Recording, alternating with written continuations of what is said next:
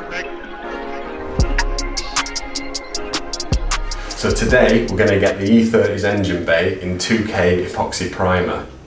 Now I'm obviously very excited to fit the M52 engine, so I'm trying to minimise obstacles that get in the way of that. But I think whilst almost everything is out of the engine bay, it'd be foolish not to give it some attention. The work I did in the last episode to make the front core support removable ended up exposing quite a bit of bare metal on either side of the front end of the bay. Now, I've just sprayed on etch primer to prevent that from rusting on me, but the problem with that is it's just not a durable top coat, and eventually it'll probably even absorb moisture and actually start it rusting, which is exactly what I don't want to happen. I was tempted to just roll with it and consider the engine bay as a future project, but everywhere I was looking I was seeing little bits that needed attention, so off camera I ended up grinding down quite a few little patches of rust, including around the battery tray, various brackets and various seams, and as you can see I've put seam sealer on as well. I was thinking, well, maybe I'll just come and patch in 2K epoxy primer on the bits that needed to be sealed forever, but you know what it's like, you get carried away with sanding and before you know it I've decided in my mind that it makes more sense to try and paint the entire engine bay in epoxy primer. Got it most of the way there with the sandpaper and the scuff pads, but there's a little bit more sanding to do, and once that's done I'll explain to you a little bit more about what I'm using to do this job.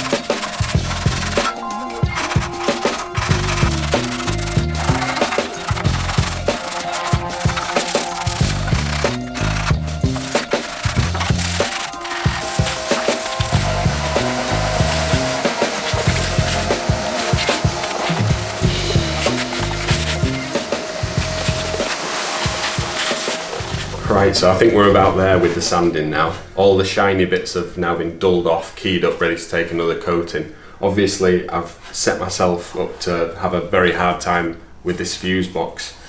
I've seen other people have managed to work around with it, so that's my current hope. You might ask, why don't I just take the bloody thing out? But it turns out that to remove this, I'd have to unhook the entire wiring loom from the cabin all the way into the boot and pull the entire thing through this little hole here. And for me, it's just not worth it. So I'm going to see what I can do to work around it. In truth, if I can lean it down this way and paint in this area, and then bring it back up and paint below it, that might be the best way to go. And the fact of the matter is, I'm planning to put the sound deadening back on here. That's the original stuff, which was in good condition. So you'll never even see it. So if the finish isn't great in this area, it won't matter at all. Next thing to do is clean up all the sanding dust, give it a panel wipe, and then get the car masked so I don't get overspray where it doesn't want to be. But of course, every time you stop for a second and have a look, you see something else that you just want to sand a little bit more. It's one of those jobs that just expands this.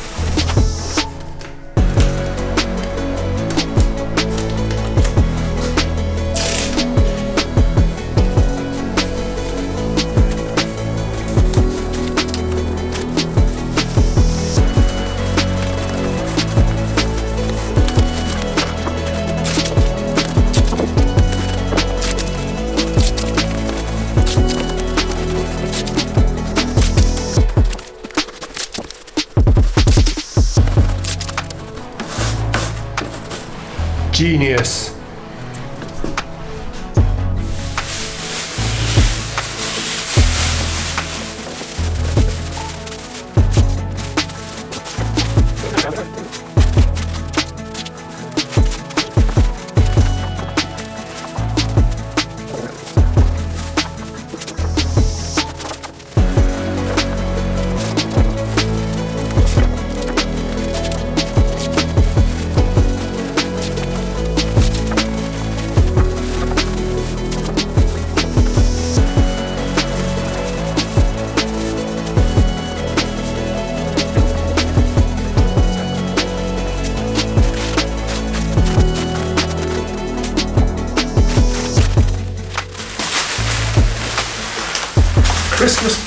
wrapped cheap race.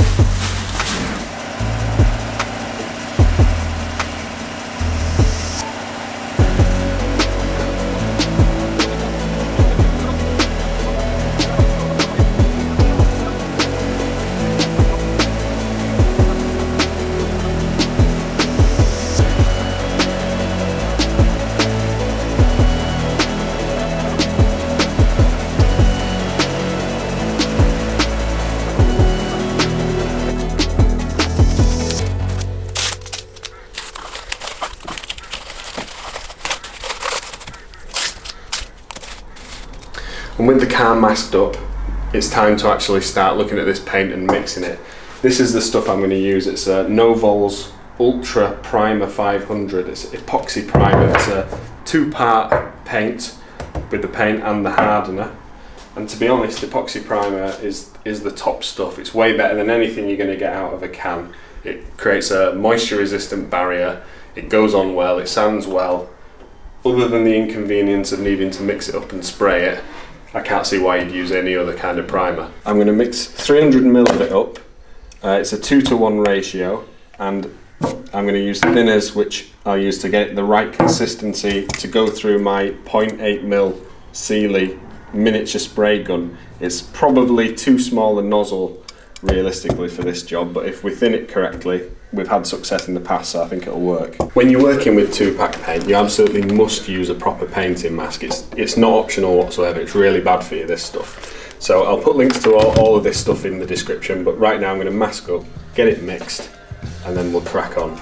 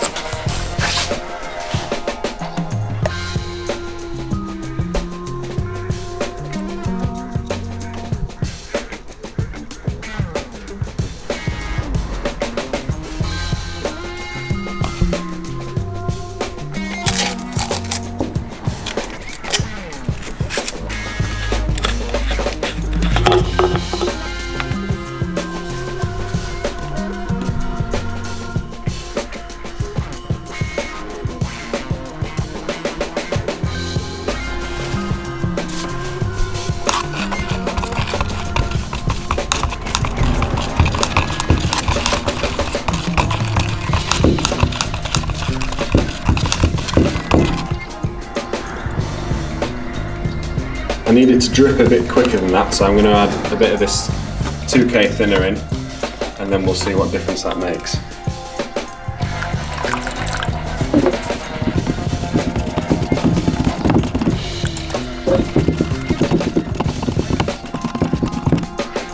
Right, I think that's thin enough to go through the gun now. Let's get it poured in.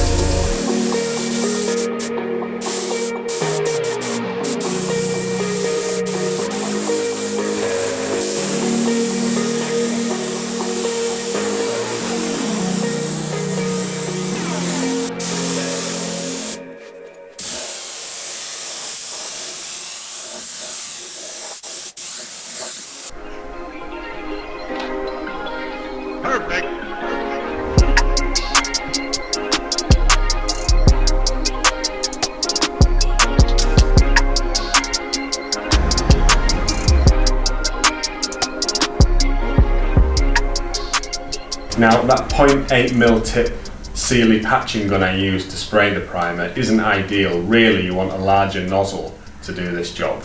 As a result, I ended up having to dial open the fluid quite a bit to make sure it flowed out well. But with a bit of perseverance, I'm actually over the moon with how that's gone. I haven't even missed anything, which is really rare for me. In hindsight, I'd probably brought the larger 1.4 nozzle gun I've got, although it's a bit less portable to get into the awkward areas. Although I could have just thinned down the epoxy primer a little bit more with thinners, but when you're in the heat of battle, these things kind of slip away from you. The 300ml of epoxy primer we mixed up was actually the perfect amount. Literally ran out right at the end, which is incredibly rare. Also bloody lucky because it's actually all we had, so that worked out nicely. Yeah, I think I've excelled myself there. Now, I'm feeling kind of inspired, to be honest. Partly because the car's already masked up, but I'm seriously considering spraying a colour onto it. It'd be a heck of a lot of work to put the engine in only to take it back out to paint again. And sure, I might damage the finish a bit putting an engine in and out, but that's easier to resolve than stripping the entire front end out again to paint a colour. The only big question is, what colour should I paint the car? Quite like the bay to match the exterior, so it might be expediting one of the big questions about this project. I do have a colour in mind, a couple actually. One that I'm quite keen on, but if you have any good suggestions for colours, please do let me know. I'd like to keep them BMW colours if possible. Period correct would also be nice, but I'm quite open to suggestion. If you enjoyed the video, please don't forget to give us a like, and do make sure you subscribe so you can see what the verdict is regarding the paint. Thank you very much for watching.